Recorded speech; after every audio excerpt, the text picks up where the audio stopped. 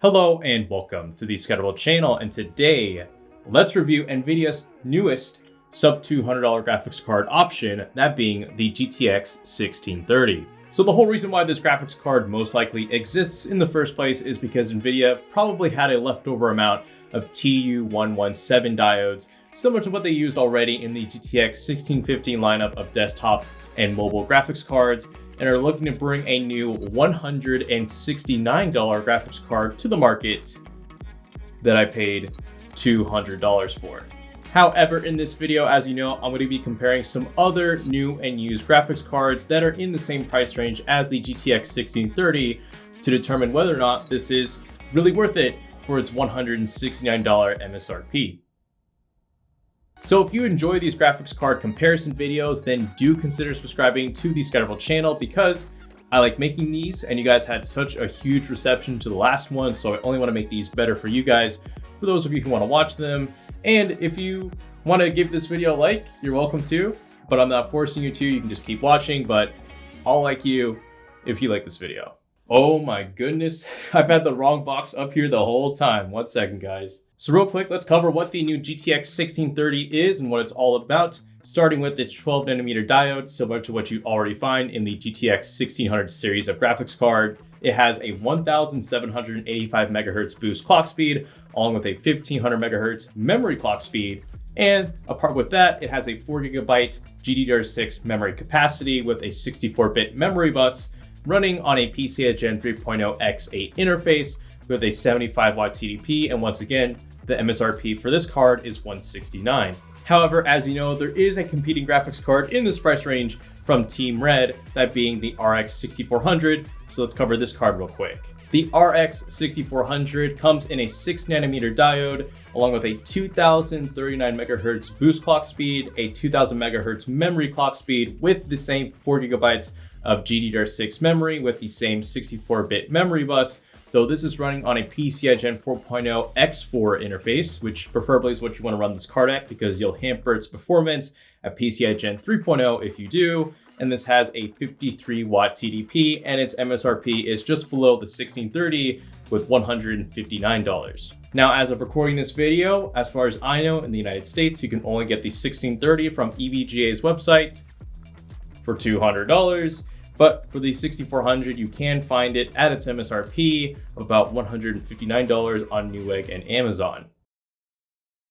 If you're looking to activate Windows on your current gaming PC, then look no farther than VIP SCD Key. Through using my discount code VIPScatter, you can get a percentage off Windows 10 Home, Pro, and even Office 2016 keys. And taking one of those keys and say activating your gaming PC with one of those only takes a matter of seconds. And for the record, every single gaming PC build you've seen here on the ScatterVolt channel has been activated with one of those VIP SCD Key Windows keys, and it's been smooth sailing. So if you want to take advantage of the savings possible through VIP SCD Key for your software, then go ahead and check out the link in my discount code at the top of the description.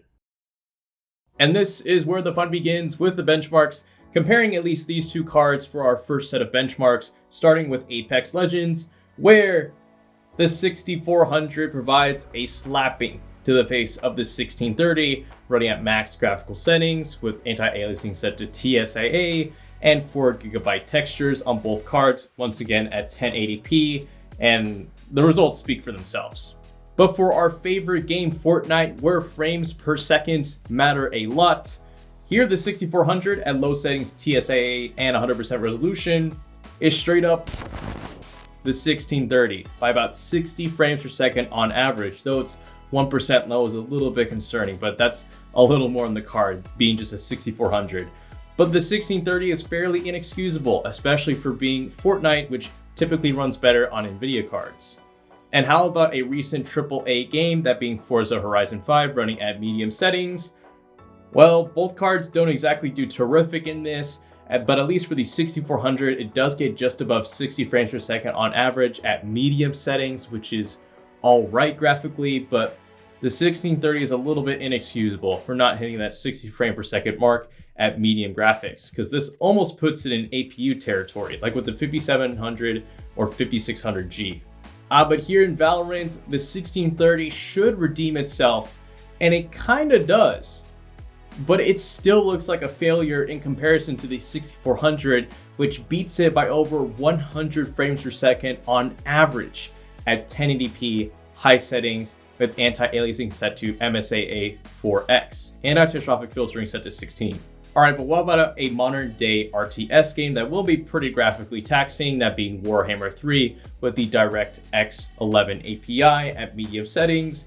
Here, both cards struggle to get 60 frames per second, but the 1630 really is struggling, getting an abysmal 35 frames per second on average at medium settings. However, before we continue, for the first time in a long time, I'm actually going to go ahead and bring up some used graphics card options we can use actually in the same price range, just because you'd expect that like the next generation of graphics cards for whatever price range you're going to be paying at will be better than the previous generation, and this mostly holds true for the high-end to mid-tier graphics card market.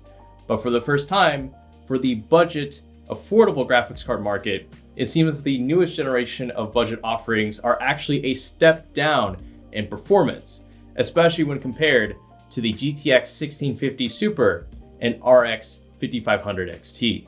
So starting with the 1650 Super, if you don't know already, this is running on a 12nm diode, along with a 1725 MHz boost clock speed, a 1500 MHz memory clock speed, 4 GB of GDDR6 memory with a 128-bit memory bus, so double the size of the 1630, with a PCI Gen 3.0 X16 interface, so a bit better than the 1630, with a 100 watt TDP. And right now on eBay, these are running on average for aftermarket cards at about $150 to $160.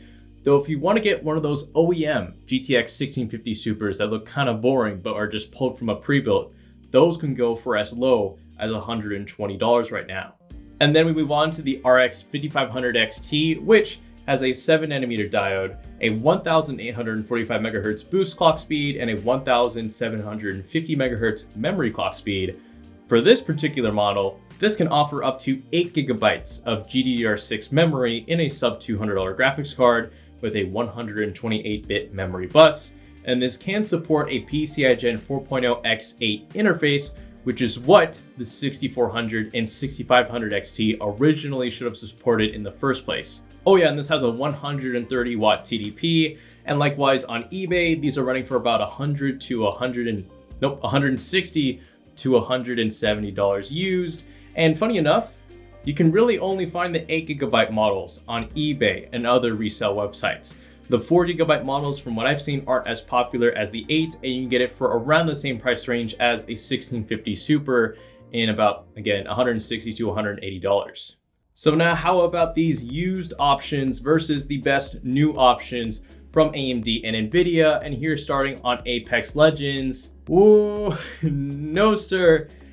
These new budget graphics cards are trash in comparison to the 5500 XT and 1650 Super.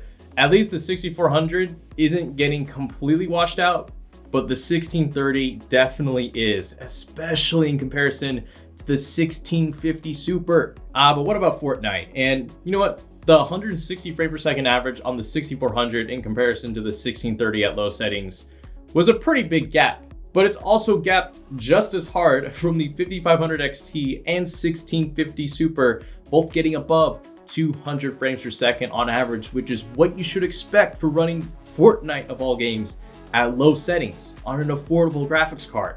This should be the norm in the year 2022, but it isn't. All right then, Forza Horizon 5, it is just playable on the RX 6400 at medium settings and kind of lackluster on the 1630, but in comparison to where these cards really should be in the year 2022, the 5500 XT and 1650 Super are both getting almost about 100 frames per second on average, which again is what you should get on Forza Horizon 5 with a budget graphics card in the year 2022. So you remember that 100 frame per second gap between the 6400 and the 1630? Well, there's a 100 frame per second gap between the 5500 XT and the 6400, so AMD putting their current cheapest new offering of a graphics card to shame with their previous cheapest offering of a graphics card, at least for the 8 GB model. Oh yeah, and the 1650 Super still totally knocks the 6400 and 1630 out of the ballpark. Okay, well, just kidding. Even with Warhammer, the 1650 Super and 5500 XT do struggle a little bit, but at least they're above 60 frames per second. The 1630 is down there with 35, looking all down and lonely and $200 right now on EVGA's website. It's not looking pretty at all. So in conclusion, I really didn't have to make this video because I like to think a lot of you are smart enough to recognize that the 1630 is an obvious cash grab from Nvidia, but I want to kind of build off and continue the sort of narrative I was trying to capture in one of my latest videos describing how PC gaming in the future could get more and more expensive and more oriented and geared towards mid to high-end gaming PCs and overall builds, and the budget tier market, the affordable market for PC gaming might just be left in the dust from here on out with all new graphics card and potentially CPU offerings from AMD, Nvidia, and possibly Intel. These two cards here were some of the best budget offerings you could get just 3 years ago from Nvidia and AMD. And look what they left us now in 2022. It's rubbish. I can't cuss, but it's the BS word. It's ridiculous. And it just only, I think, goes to show that the prioritization of AMD and Nvidia, at least when it comes to their graphics cards, is mostly going to be their higher end cards. Because once again, if you watch that video I put out describing how PC gaming might become more expensive in the future, Nvidia and AMD have seen how much PC gamers are willing to fork up for a graphics card from the crypto mining boom and the graphics card shortage. So why really put effort into making a cheap graphics card that won't yield the same amount of profit as one of their Halo cards? I mean, even with a chip shortage, yeah, you want to prioritize your more expensive chips to make the most profit. But even now, if the chip shortage relieving itself, we're given this and this, a leftover nerfed 1650 and a mobile graphics card made for a desktop platform that underperforms. It's not cool. So for below $200, completely disregard the 1630 and the 6400 and go used, which I never usually talk about in my videos because you'd expect the newer generation of graphics cards to supersede the last generation, but that isn't the case right now for affordable graphics cards. So get the 5500 XT, in my opinion, if you want a little more VRAM at 8 GB, or the 1650 Super if you want to save a little more money with one of those OEM models. Both of these will completely be the more sensible and better options over these. Anyways, with the two best graphics cards you should get under $200 right now in view, and the bad ones out of the way, I want to thank you for making it to this point in the video and for helping my videos be successful by watching them till the end. But yeah, if you like what you've seen so far, just want to remind you, you should consider subscribing because you probably like what I make, and it'd be, it'd be helpful if you give this video a like because, there's so many other tech videos and I'm a one-man team. I got to do what I can to succeed and keep working on these videos to make them better. So once again, thank you so much for watching, and this is the ScatterVolt channel, signing out.